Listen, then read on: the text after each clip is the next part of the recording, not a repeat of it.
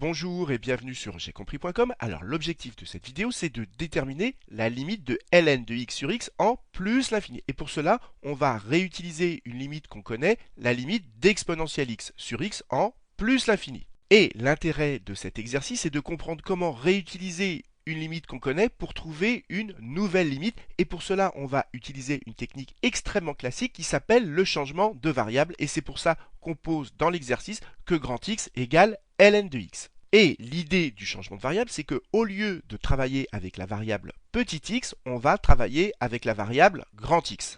Dernière chose que je voudrais rajouter avant de vous laisser chercher, c'est que pourquoi c'est compliqué de chercher cette limite? Parce que regardez, si petit x tend vers plus l'infini, le logarithme en plus l'infini, il tend vers plus l'infini. Et x, si x tend vers plus l'infini, petit x tend vers plus l'infini.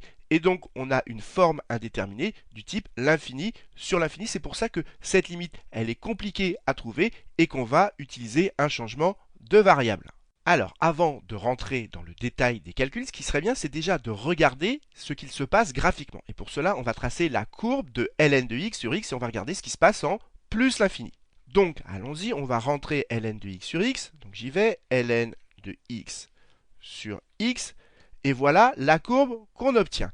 Et maintenant, on va regarder ce qui se passe lorsque x tend vers plus l'infini. Donc regardez, je zoome en arrière, et qu'est-ce qu'on observe? Il semble que la courbe de ln de x sur x, qu'on a ici en marron, elle se rapproche aussi près que l'on veut de l'axe des abscisses. Et ça veut dire quoi? Ça veut dire qu'il semble, d'après le graphique, que si x tend vers plus l'infini, eh bien ln de x sur x tend vers 0. Donc a priori, la limite qu'on va trouver d'après ce graphique, c'est 0. Et maintenant, on va essayer de le démontrer.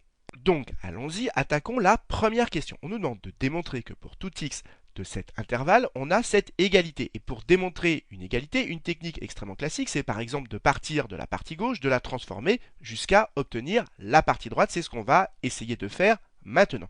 Et on commence, avant de faire un calcul, d'expliquer que le calcul qu'on va faire, il est valable pour tout x de cet intervalle.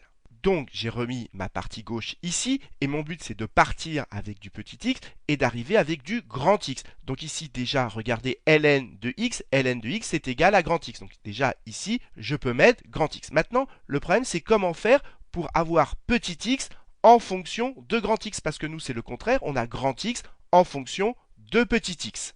Eh bien l'idée c'est tout simplement de se débarrasser du logarithme. Et comment on fait? On va prendre l'exponentielle des deux côtés. Donc si je prends l'exponentielle à gauche, ça me fait exponentielle de grand X, et à droite ça me fait exponentielle de ln de petit x. Et vous savez que exponentielle de ln de x, eh bien ça fait x. Et du coup on a x qui est égal à exponentielle de grand X. Et donc je peux remplacer mon petit x ici par exponentielle de grand X, et on a exactement la partie droite. Il y a juste à expliquer le calcul qu'on a fait ici.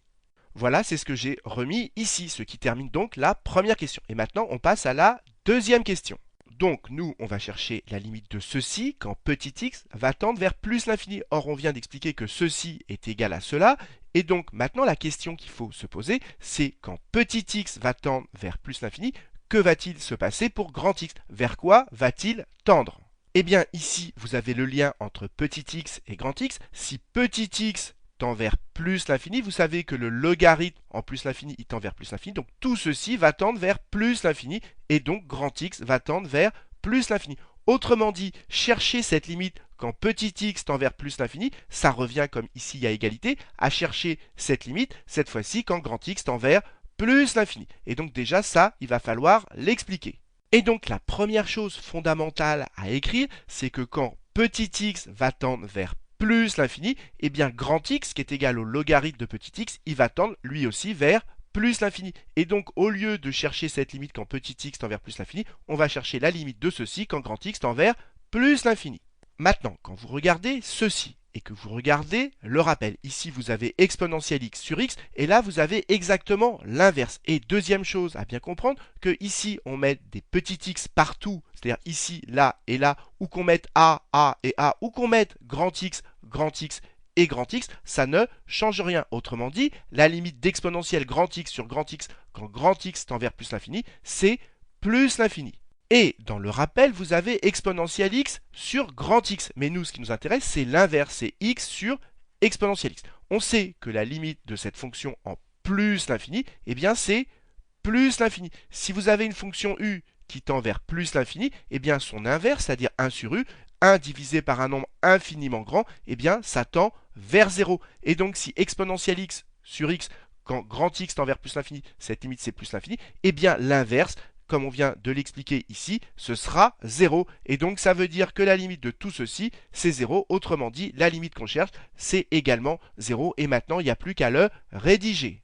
Et donc, j'écris d'après le rappel, la limite d'exponentielle grand x sur grand x quand grand x tend vers plus l'infini, c'est plus l'infini. Mais j'insiste, nous, on n'a pas exponentielle grand x sur grand x, on a l'inverse. Ça veut dire que si ceci, c'est u, eh bien ça, c'est 1 sur u. Et si u tend vers plus l'infini, eh bien 1 sur un nombre infiniment grand, ça tend vers 0.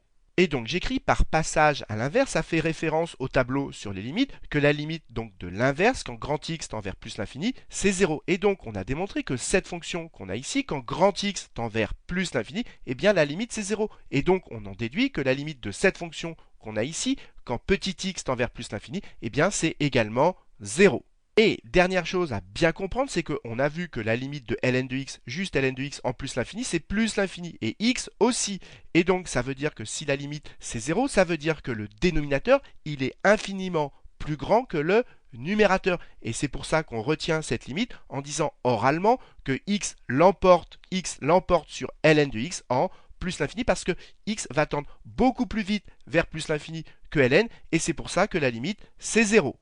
Donc voilà, cette vidéo est maintenant terminée. Alors premièrement, vous devez absolument connaître cette limite et la retenir sous la forme que x l'emporte sur ln de x en plus l'infini. Ça, c'est pas une phrase qu'on écrit sur une copie, mais ça permet de retenir cette limite.